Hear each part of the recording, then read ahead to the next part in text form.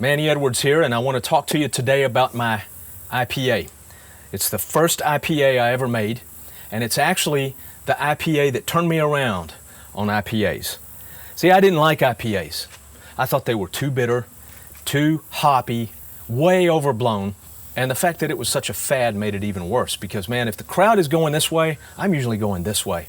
See, that philosophy has served me well in a lot of ways, but I have to admit that in some cases it has had me to miss out on some opportunity or something good.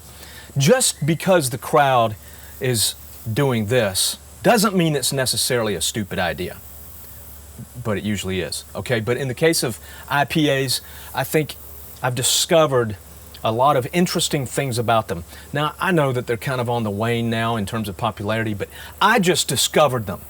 And so I'm really enthusiastic about them, and especially this one. I'm going to show you the recipe. I'm going to tell you all my techniques for how I made this fantastic IPA that we're calling Muskellunge IPA. First thing to do, we need to get some beer.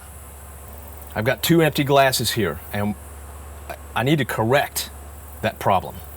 So in this bottle, I'm going to put the bottled IPA that we did about 6 weeks ago.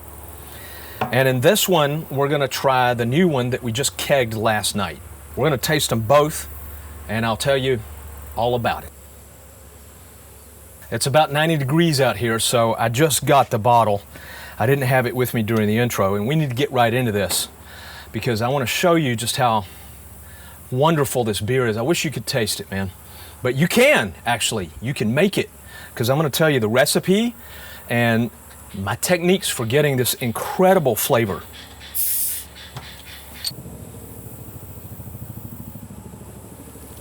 I've had some of these come out with a little too much carbonation. Oh, that looks good to me. I want you to see the color of this. So, is that good? Can you see that?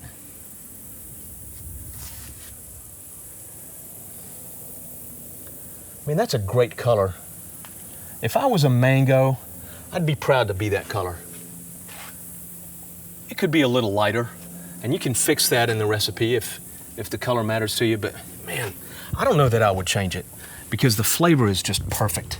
I went to a lot of trouble to get the most out of this Mosaic hops that I could get. I used nothing but Mosaic in this recipe, 1.5 ounces during the boil for 60 minutes, 2 ounces at flame out, and then chilled it right away. 9-day dry hop with 2 more ounces. Now, I know you're thinking that might not be enough, but I can tell you this is very hoppy. I wanted to get certain aspects out of the Mosaic flavor and aroma profile, but not others, all right? So what I was concentrating on was getting those most volatile aromas out of it and leaving the grassier, earthier aromas still in the hops and not get them into the beer. So I did that by working with low temperatures. I may misremember this, but go to the blog. I'll have the accurate temperatures, jigheadbrewing.com, and I'll have the exact temperatures that all of this took place. From memory, I fermented at 62 degrees. The 2 ounces of Mosaic that went in at flame out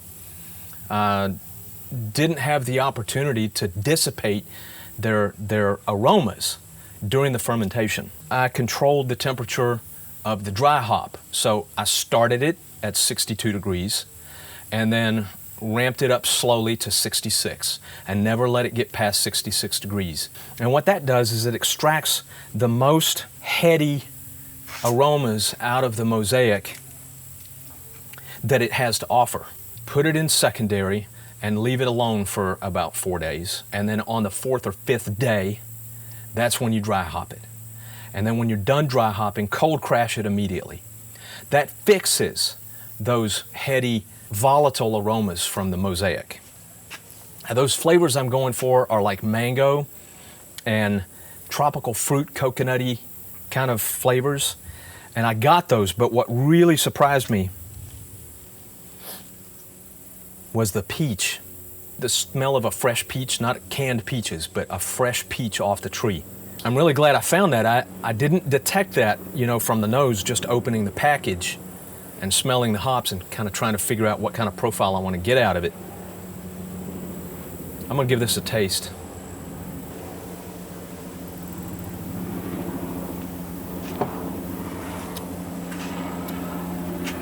It has a sense of sweetness that comes from the mango, tropical fruit, coconutty kind of flavor that gives it the impression of sweetness that is supported by a good rich maltiness to it. The bitterness is restrained, okay? We came out with this at 60.5 IBU. Now, this is an Imperial IPA, and 60 is the lowest in the range according to the BJCP. But I'm telling you, it's perfect. You could go a little more, and it would still be good.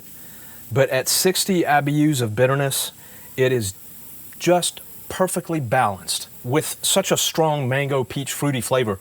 You want to, or at least I wanted to emphasize that and showcase it. And so I was restrained with the bitterness. You get this instant burst of fruity flavor out of it, and then a little bit of bitterness and a really crisp, dry finish that is just so inviting for the next taste. I mean, I can hardly get enough of this stuff. When I pour a glass, I'm just like sipping it constantly and amazed every time I drink it. Now, I'm not bragging about my skills as a home brewer. I'm just starting. I'm really inexperienced at home brewing. But this one, I nailed it. You try this recipe. Go to the blog, get the recipe, and try this. Modify it a little bit. Tell me how you did it and how it turned out for you. I've got 11 pounds of two-row, 2 pounds of Vienna, 1 pound of Crystal 40, 1 pound of Crystal 80. Original gravity at the end of the boil was not quite where it needed to be, and 1/2 pound of DME did it. If your efficiency is better and you get the proper evaporation, you might not need that. I mashed at 152 for 60 minutes. I did a mash out 170 for 10 minutes, and I used Safe Ale SO4. Man, I haven't had anybody taste this who didn't think that it was just an amazingly good IPA. So we got another batch. I'm gonna go pour some of this out of the keg. Now this is an extract batch. Let's see how it turned out.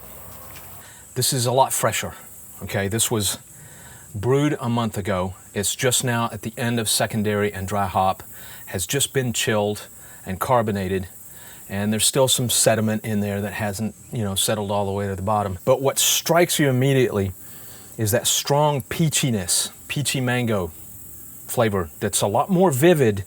This one has had time to mellow in the bottle, and it's fantastic, but I had forgotten how strong that peachy smell was. I honestly don't know which one's better.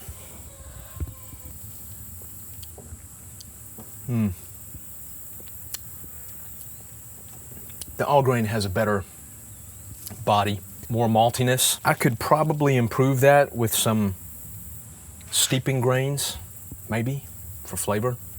I use steeping grains, but I might do it a little differently to improve the body and the maltiness. This has a more malt-forward flavor that really goes well with the hops. The extract version has a little bit lighter body, more reminiscent of an American pale ale, how it's very hoppy and very little malt. It's light in the body and color and maltiness. It's going to be similar to that, but a lot stronger and very hoppy in the Mosaic department. The bottle conditioned one is a little more mature, has mellowed a little bit, and is clearer. This is about my first pour out of the keg. I poured off the dregs, but just about a half a glass, and there's still some in there floating around. They'll settle eventually. All right, I don't think you can go wrong with either one. If you want a richer, more malty, a little bit more body and mouthfeel, go with the all grain recipe. If you want something quick and easy that's going to give you an amazing look into what Mosaic can do, try the extract. You might even be able to drink this one a little faster just because it's so light and refreshing. This one, it's like opening a bag of chips. You eat one chip and you got that crunchy saltiness, and then next thing you know, you want another chip. and another chip, and another chip. You can't stop. I just crave the next sip. I think you will too. I'm calling it Muskellunge. Oh, by the way, I told you that I was going to explain about these weird names. Well, it's real simple. My boys like fishing, and to give them kind of a sense of ownership of the whole process and the hobby, I let them name the company. So it's Jighead Brewing Company, and then all of the beer names have some reference to, you know, it's a marine reference or a fishing reference. This is the Muskellunge, which is a like a 50-inch pike that lives in the deep, cold waters of the lakes around here. We call it musky, but it's not musky. Trust me. If you've got any friends who don't like IPAs, make this for them and see if it changes their minds. It changed mine. I want to give full credit where it's due. What gave me the idea to try to make a mango IPA was Sweetwater IPA. Sweetwater IPA is the one that I tasted that looked and tasted and smelled like a mango, and I thought, wow, there really is something to IPAs after all. And I'm going to make that. I'm glad I did. Okay, I'm not knocking Sweetwater IPA, but I'm telling you, this is better. Honestly. If I was Sweetwater, I would want this one. I still buy Sweetwater, okay? I don't want anybody to think I'm dissing Sweetwater. They make excellent brews, and I buy them. And I even buy their Sweetwater IPA, which is the mango thing that this is based off of. But that's the nice thing about home brewing. See, I don't have to worry about what's going to appeal to the masses. All I have to do is figure out what appeals to me, and I can make it exactly the way I like it. And you can too. Start with this recipe, get some idea, tweak it to your liking, and let me know how it turns out for you. Go to jigheadbrewing.com where I'll have more information about this beer and many others. Track the projects. As we modify these recipes to improve them, you can keep trying them. Get in touch with me and let me know. Keep track of what we're doing, because we're going to have a lot of recipes on there for a lot of different styles of beers. And I think it's going to be very helpful for you to learn from our successes and our mistakes, so that you don't have to repeat the mistakes and you can go straight to the successes. Thanks a lot. I appreciate your interest in this topic, and I'll see you around. Man.